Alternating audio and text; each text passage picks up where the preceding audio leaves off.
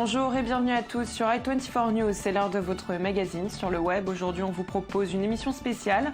La première partie de ce magazine sera consacrée aux événements qui ont eu lieu en France ces derniers jours. On vous montrera les moments forts de la marche républicaine en hommage à Charlie. On vous expliquera pourquoi Je suis juif fait polémique.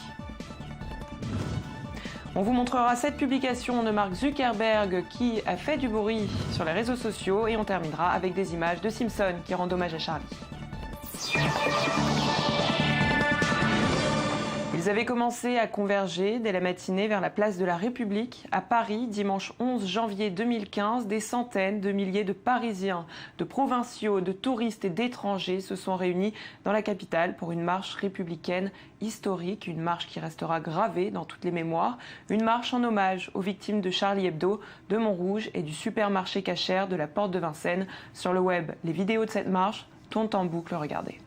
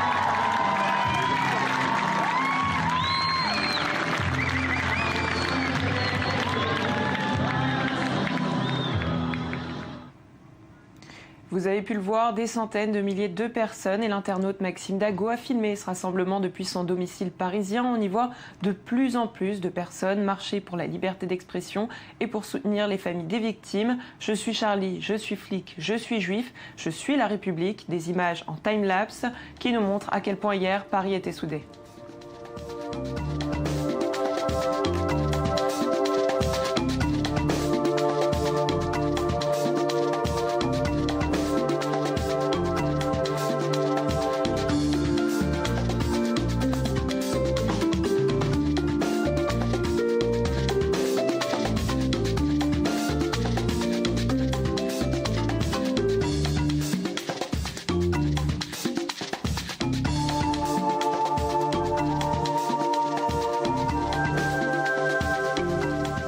Et puis on va revenir à tous ces hashtags sur la toile. Un nouveau hashtag est apparu depuis Je suis Charlie.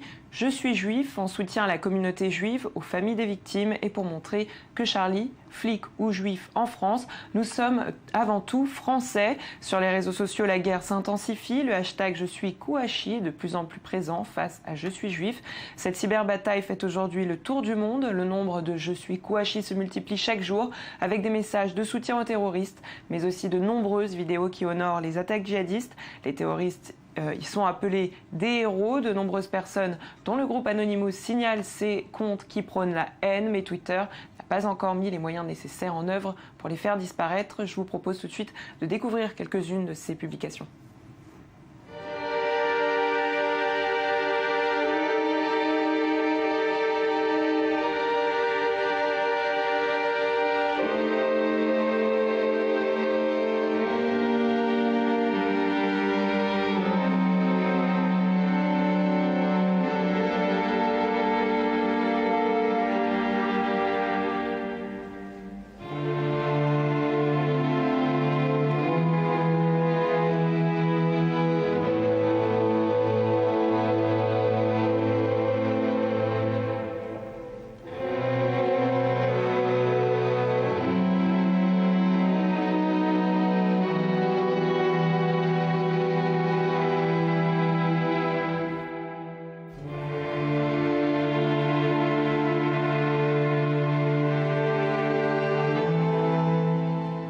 Des messages à la communauté juive, que l'on soit juif ou non juif, vous avez pu le voir. Et le fondateur de Facebook, Mark Zuckerberg, n'a pas encore affiché l'hashtag « Je suis juif », mais il a pris la parole pour marquer sa solidarité à l'égard des victimes de l'attentat de Charlie Hebdo.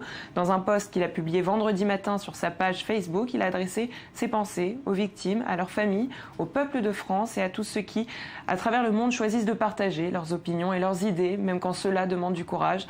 À la fin de son post, il signe avec « Je suis Charlie », ce qui a suscité la polémique du côté des internautes qui, en réponse à son discours, ont posté plusieurs photos, dont celle de l'origine du monde du peintre français Gustave Courbet. Pour cause, Facebook a toujours refusé d'héberger cette œuvre et la censure dès qu'elle apparaît sur la toile. Alors on se demande si Zuckerberg est en mesure de pouvoir parler de liberté d'expression. Je vous propose tout de suite de découvrir sa publication. Il y a quelques années, un extrémiste pakistanais s'est battu pour que je sois condamné à la peine de mort parce que Facebook a publié un contenu sur Mohamed qui l'offensait. Nous nous sommes défendus parce que différentes voix, même si elles sont parfois offensantes, peuvent faire du monde un endroit meilleur et plus intéressant. Facebook a toujours été un endroit où les gens du monde entier peuvent partager leurs points de vue et idées. Nous suivons les lois de chaque pays, mais nous ne laissons jamais un pays ou un groupe de personnes nous dicter ce que les gens peuvent partager à travers le monde. Quand je réfléchis à l'attentat d'hier et ma propre expérience avec l'extrémisme, c'est ce que nous devons tous rejeter. Un groupe d'extrémistes qui tentent de réduire au silence les voix et les opinions de tout le monde dans le monde entier. Je ne vais pas laisser cela se produire sur Facebook. Je me suis engagé à bâtir un site où vous pouvez parler librement, sans crainte de la violence. Mes pensées vont aux victimes, à leurs familles, au peuple de France et aux gens partout dans le monde qui choisissent de partager leurs opinions et leurs idées, même si cela demande du courage. Je suis Charlie.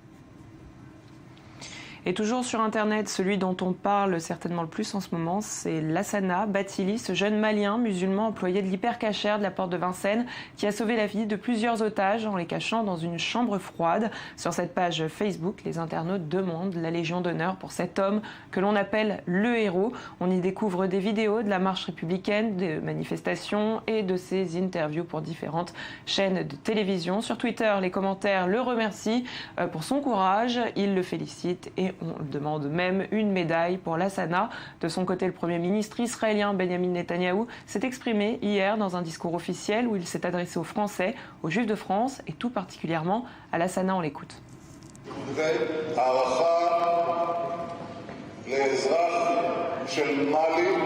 Je voudrais dire mon admiration, et mes remerciements à un citoyen du Mali musulman,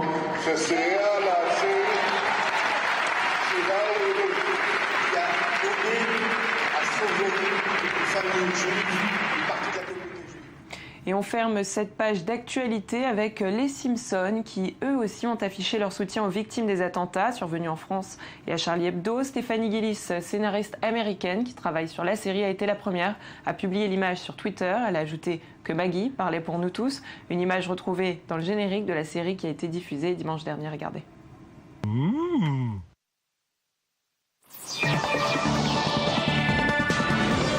Et on passe à notre dossier du jour, FlashGap, une application mobile qui permet de revivre ses soirées autrement. Regardez, vous allez comprendre.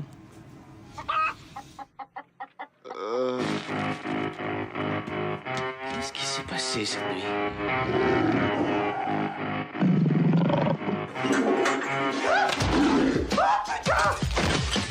Il me manque pas une dent. Oh. Il est à qui ce bébé? I work hard for the money, so the money work hard for me. I see the future, the job too blind to see. Like you, mama, you got the night on top of me. Don't believe me, just watch and see. Beast, I'm an animal monster beast. You bought into her, that means you got married. Not me, I just here to at least.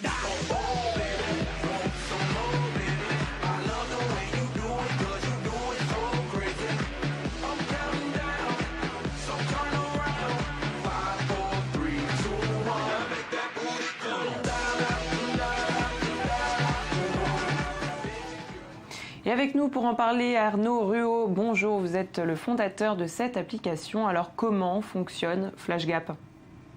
Bonjour à tous, le concept FlashGap est vraiment très simple. L'application vous permet de créer un album photo commun avec vos amis. Donc vous créez un album, vous invitez vos amis et l'ensemble des participants sont invités à prendre des photos. La particularité et l'originalité de FlashGap repose sur la prise de photos. En effet, l'ensemble des participants peuvent prendre des photos. Ces photos sont visibles uniquement 3 secondes. Donc vous prenez une photo, vous la voyez 3 secondes et puis elle disparaît. Personne n'y a accès. Ce n'est que le lendemain midi que l'ensemble des participants reçoivent l'album entier avec les photos de chacun, permettant ainsi à tout le monde de redécouvrir ou de découvrir la soirée sous de nouveaux angles. Et comment vous est venue l'idée de créer cette application ? Nous sommes tous des habitués des soirées entre amis et c'est toujours un petit peu difficile de regrouper les photos de tout le monde et c'est très difficile aussi de retracer les soirées, notamment nos fameuses soirées étudiantes, et c'est en voyant le film Very Bad Trip qu'on a vraiment eu l'idée.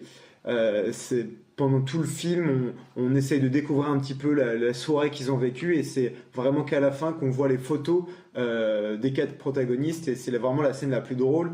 Et on est persuadé que c'est la surprise et l'attente de ces photos qui rend la scène aussi drôle. Et c'est vraiment ce qu'on a voulu retranscrire dans Flash Gap. Pourquoi avoir ajouté ce côté éphémère, la Snapchat, sur cette application ? Nous sommes très loin du concept de Snapchat. Eux permettent de partager des moments éphémères. Nous voulons vraiment créer un souvenir de votre soirée, de votre événement. Une fois midi, nos photos restent sur notre appli et ne disparaissent pas. On a voulu que les photos soient invisibles pour permettre à tous de surprendre ses amis. Et même parfois, avec Flash Gap, on se surprend soi-même. On est persuadé que le lendemain midi peut être vraiment bien plus amusant. Et justement, est-ce que ce genre de photos gênantes prises au cours des soirées, on ne préférerait pas les éviter ? Tout d'abord, Flash Gap n'est pas que pour les photos de soirée. Il y a beaucoup de gens qui l'utilisent pour partager leur journée avec leurs amis ou leur week-end ski. Après, pour les soirées Flash Gap, les photos sont partagées dans un groupe restreint. Du coup, on a plus tendance à se lâcher quand on est entre amis. Les photos sont pour la plupart juste drôles et décalées et pas forcément gênantes. Exemple récent pour le Nouvel An, on a eu plus de 350 000 photos ce soir-là et pourtant on n'a eu que très peu de reports dus à des photos compromettantes. Et après, on en fait quoi de cet album ? On fait quoi de ces photos ? On peut les télécharger ? On peut les partager ? Pour l'instant, on peut débriefer sur l'événement grâce à un chat commun, ce qui permet de commenter l'événement, les photos.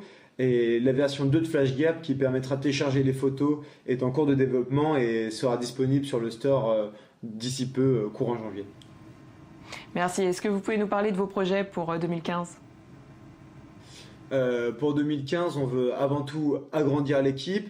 On veut s'orienter vers plusieurs marchés, dont le marché européen et le marché américain. Et on veut améliorer vraiment l'expérience Flash Gap et surprendre nos utilisateurs avec de nouvelles fonctionnalités qui permettront à Flash Gap de devenir une application incontournable pour tout événement. Et on change encore une fois de sujet, on reste toujours dans l'univers du high-tech avec une bonne nouvelle pour Israël. La start-up Zutalab, basée à Jérusalem et qui fabrique des imprimantes de poche, a remporté le prix de l'innovation au CES 2015 de Las Vegas. Son robot imprimante avait réussi à lever 80% des $400 000 requis pour son projet sur Kickstarter, et ce en 3 jours et demi à peine après avoir été mis en ligne. Un projet prometteur que je vous propose tout de suite de découvrir.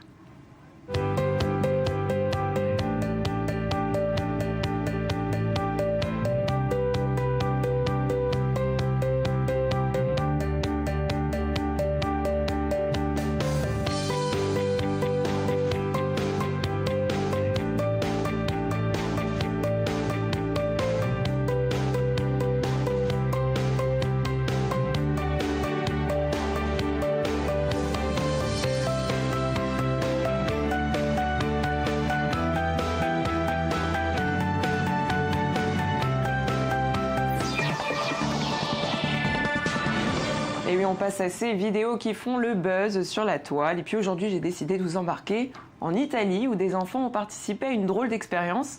On a demandé à de jeunes garçons de gifler une jolie jeune fille. En Italie, on a peut-être la réputation d'être macho, mais en tout cas, on respecte la femme. Regardez.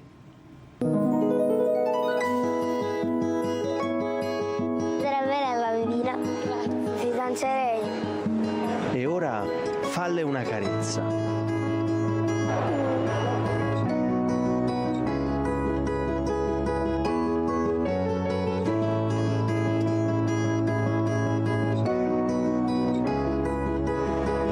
E ora dalle uno schiaffo. Uno schiaffo forte. Uno schiaffo. Dai.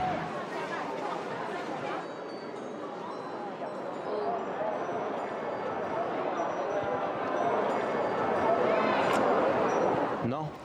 Et sur le web, c'est terminé pour aujourd'hui. En attendant, je vous donne rendez-vous demain. En attendant, rendez-vous sur notre page facebook.com/sur le web, le Mag Actu.